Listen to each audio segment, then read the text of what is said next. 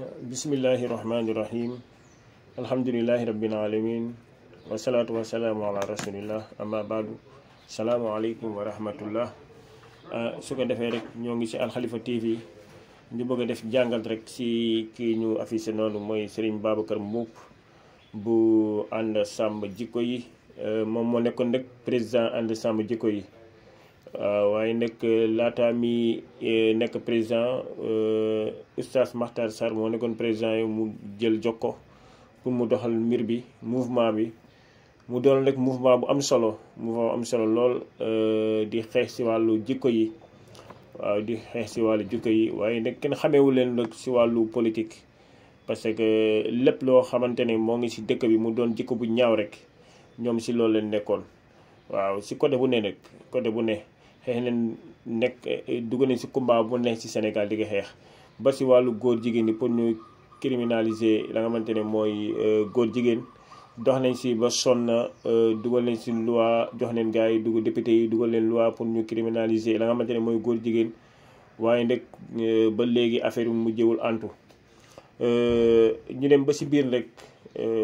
lan troisième mandat ci xeex na ko parce que xam na ne population bi jamono jën toll nii ànduñu ci la nga xamante ne mooy troisième mandat Macky Sall defaat fi la nga xamante ne mooy troisième mandat moo tax saa su ne ñoom tamit ñu taxaw ci di xeex ci loolu pour mu bañ a poser troisième mandat pour coow bañ a am ci réew mi moo tax moom xeex na ci lu mu ci man moom Serigne Babacar Mboup su ko defee rek xeex nañ tamit ci wàllu laïcité li mu yàq ci dëkk bi laïcité xeex nañ ko ci wàllu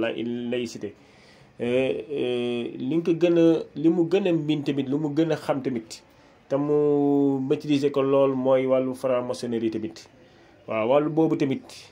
xeex na ci lu ne moom Serigne Babacar Mboup waaw parce que moom seen lii bi ni mu sosoo rek mouvement bi rek nga xamante ne ànd sàmm jikko yi kon lépp loo xamante ne day ci wàllu jikko la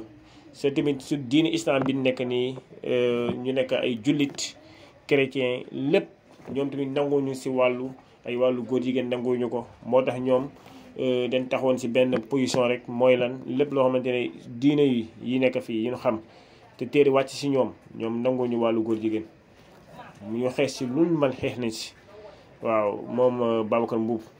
moo tax ci wàllu franc-maçonnerie tamit noonu tamit ñu xeex ci réunion yi waroon am Sénégal lépp ñu dénoncé que la mooy franc-maçonnerie ñu bëri xamuñu woon loolu lu muy wundu mooy franc-maçonnerie xamuñu woon lu muy wundu ñoom ñoo tax ñu bëri ñi nga xamante ne loolu doon leen kumpa ci ñoom rek ñoom fexe neen ba dem ci ay émission toog def ay jàngat ci loolu wax ci pour yee ci population bi pour ñu mën a xam lan mooy franc-maçonnerie ñoom sonn leen ci lool. waaw parce que xam nga li yonte yàlla Muhammad sallallahu alayhi wa sallam waxoon rek ñoom xam naa ne loolu leen taxawoon parce que lépp loo xamante ne ñoo ngi ko def ci ab réew na man ko waxoo ko wala ba la dindi sa loxo dindiwoo ko sa loxo wala barka wala leneen li gën a yées mooy lan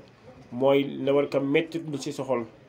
waaw boobu loolu soo ko deful rek ëllëg soo ñëwee yomal qiyaam dina la wax borom bi subhanahu wa taala moo tax ñoom son nañ ci loolu wàllu justice waaw son nañ ci loolu suñ gisee koo xam ne teg nañ ci kawam loo xamante ne loolu jaaduwul ñu toog dénoncé ko xam na ne lii de justice li mu def ci côté bii wax dëgg yàlla jaaduwul xeex nañ ci lu ne waaye nag yaakaaruñu woon ne moom dina jékki-jékki rek un bon jour rek mu ñëw ne moom candidat la à la candidature pour nekk président de la république xamu toll si wàllu jàng na waaye nag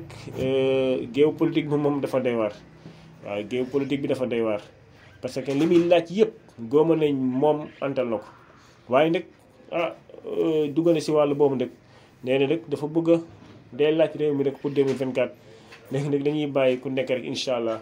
mu joxe ci xalaatam ci wàllu commentaire bi lu mu ci man rek mu xalaat ci joxe ci xalaatam ndax moom am na lii boobu nu ñu sa arñi boobu pour nekk président de la république wala dafa teel wala teelul wala moom war na mën a xool pour dem ci keneen pour ndax moom wala tamit waru mën a dugg si wàllu politique nag pour laaj réew mi ku si ne rek moo si def jàngat asalaamaaleykum wa rahmatullahi taala wa barakatuhu